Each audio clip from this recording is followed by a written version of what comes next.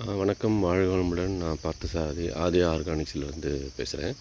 இது எங்கள் நிலத்தோட பத்திலை கரைசல் தயார் செஞ்சு வச்சுருக்கிற பேரல். இதில் பார்த்திங்கன்னா, நாங்கள் முதல்ல இஞ்சி, பூண்டு, பச்சை மிளகாய் போட்டு கோமியத்தில் ஃபஸ்ட்டு ஊற வச்சுட்டு, அதுக்கு மறுநாள் எந்தெந்த இலைகள் கிடைக்குதோ எல்லாத்தையும் இதில் போட்டிருக்கோம். குறிப்பாக பார்த்திங்கன்னா, பப்பாளி, சீதா, அரளி,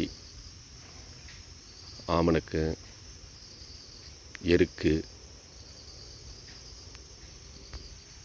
நொச்சி, ஆடு தொடா, வேப்பிலை, காட்டாமணக்கு, 2 விதமான காட்டாமணக்கு. நெய்வேலி காட்டாமணக்குன்னு சொல்லுவாங்க, வெத்தலை மாதிரியே இருக்கும். இன்னொன்று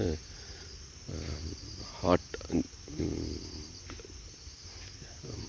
3 இலை மாதிரி உள்ள ஒரு ஷேப்பில் இருக்கும், அந்த காட்டாமணக்கு.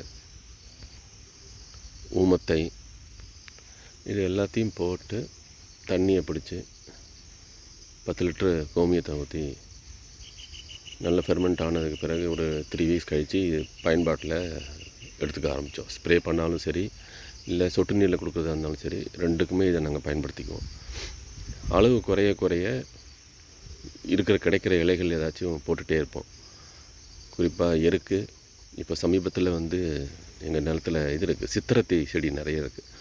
அந்த சித்திரத்தை, வேப்பிலை, இது எல்லாத்தையுமே கட் பண்ணி இதில் போட்டுட்ருக்கோம். இது தவிர முருங்கை, கருவேப்பிலை, இதை எப்போல்லாம் ப்ரூன் பண்ணுறோமோ அந்த இலை தழைகளையும் இந்த பத்திலை கரைசலில் பேரலில் போட்டு இடையில 5 லிட்டரு கோமியத்தையும் கலந்துக்குவோம். ரொம்பவும் பயன்பாட்டில் இருக்கும். ஆரம்பத்தில் ஃபஸ்ட்டு டைம் செய்யும்போது தான் உங்களுக்கு சிரமமாக தெரியும். அதுக்கப்புறம் நீங்கள் என்ன தழைகள் கிடைக்குதோ எல்லாத்தையும் இதில் போட்டுக்கலாம். பிரிட்டோஸார் சொல்கிற மாதிரி இலைத்தழைகளில் அவ்வளவு சத்துக்கள் இருக்குது. பயன்படுத்தி பாருங்கள், நிச்சயமாக உங்களுக்கு நல்ல பலன் கிடைக்கும்.